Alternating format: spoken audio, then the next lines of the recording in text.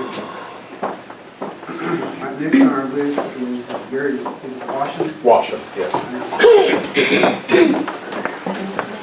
Sometimes So, first and foremost, I don't have any written remarks, but I just have some remarks and things I want to point out. First and foremost, this is an outstanding academic institution. My daughter's a junior here. And as I've told staff members before, and in meetings I've had with some of the administration, it is a privilege for my daughter to be here and every other kid to be here.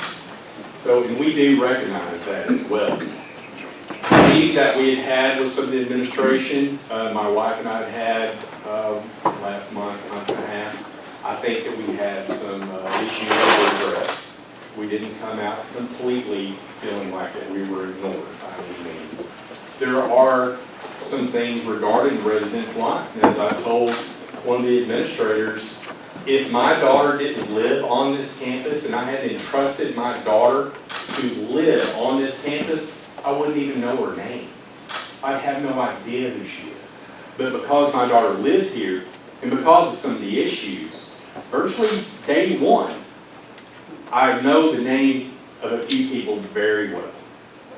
Again, academically, absolutely spectacular, and to even admit, I do not know one single instructor's name that my daughter has. And I should admit that. I bet my wife does. However, there's no issue. It has been spectacular. She's been challenged. That's what we wanted. That's what she's wanted. That's what she has been here for to excel. So a couple of things that I want to touch on, and I know the privilege lock has been touched on. So here's the thing I want to add to it.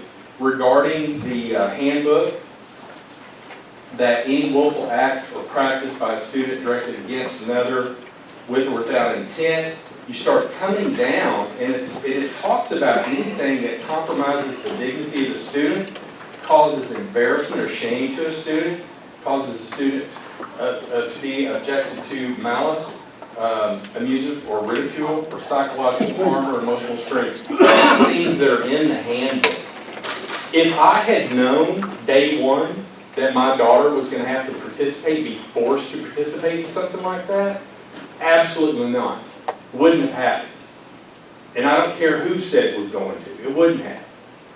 So I just don't think it's proper for these children to come to this wonderful institution and have an opportunity basically to be removed from potentially issues they had at another school, to put their lives behind maybe when their lives wasn't that great.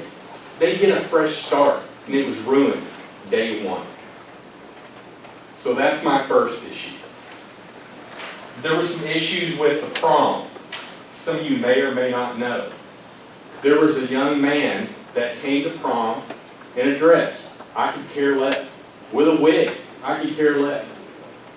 But with blood, whatever remnants it was, could have been ketchup as far as I know, as the character Carrie in a movie. And that, what I was told, was approved by the administration all the way up to legal. I asked for those names twice. They were never given to me. My issue with that is, if you're not familiar with the movie Carrie and that character killed the teachers and the students at prom.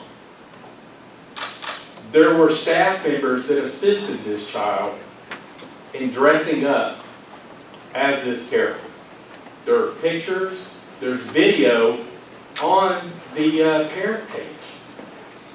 Personally, I don't think that's something this school wants to be represented as. And as a parent, when I go through the handbook, it talks about as long as the student's dress and grooming are not disruptive, granted, to the educational process. The children do live here. To me, they're an educational process every day. And that it does not constitute a threat to the safety, the health of self or others. This was a depiction from a character that murdered kids at prom. And apparently some administrators saw no issue with that. I asked if there was a student that wanted to come dressed as Freddy Krueger, Jason, Mike Myers from Halloween, if that would have been appropriate, and I was told no. So I'm not really sure what the difference is. I'm led to believe that no one knew that this was a costume party. My experience with proms are formal occasions, and I believe that they should be left as formal occasions. Last words, please.